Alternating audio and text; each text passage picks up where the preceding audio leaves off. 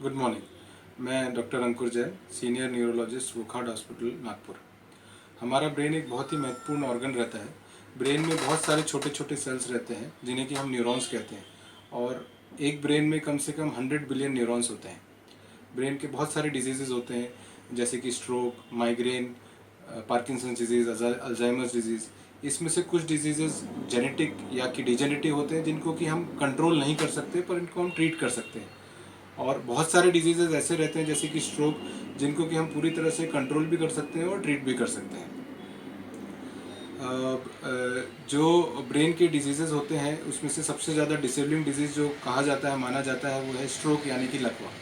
Stroke या लकवा दो प्रकार का होता है। एक होता है हिमोरेजिक, जिसमें ब्रेन में ब्लीडिंग होता है, पर जो ज़्यादा कॉमन प्रकार का स्ट्रोक रहता है वो इस्चेमिक स्ट्रोक रहता है।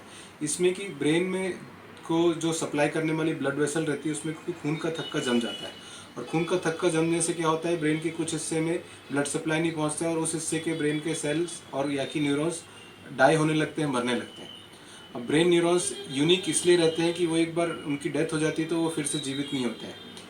और इसमें ये बात जानना ज़रूरी है कि for a period of time जब ब्लड सप्लाई नहीं पहुंचता है वो जिंदा रहते हैं। तो इसलिए अगर हमने जल्दी से जल्दी ब्लड सप्लाई को रिवर्स कर दिया तो वो ब्रेन सेल का डेथ नहीं होगा।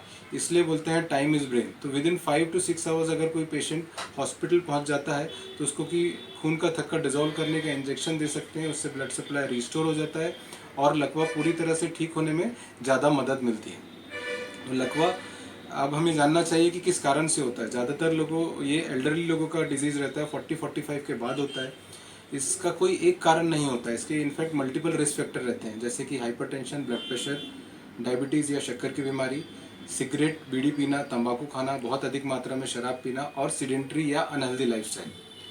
सो इसका ट्रीटमेंट भी सिंपल है। ब्लड प्रेशर, डायबिटीज़ अगर नहीं है तो रेगुलर चेकअप कराएं आफ्टर द एज ऑफ 40, और अगर हो तो फिर उसे कंट्रोल करें। सिगरेट, तंबाकू बिल्कुल ना लें और हेल्दी लाइफस्टाइल रहें।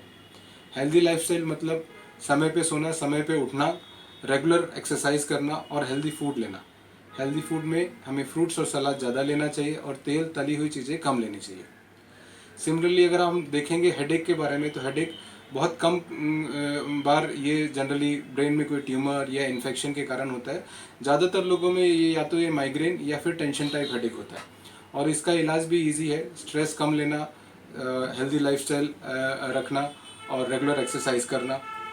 सो in short, healthy lifestyle is equal to healthy brain.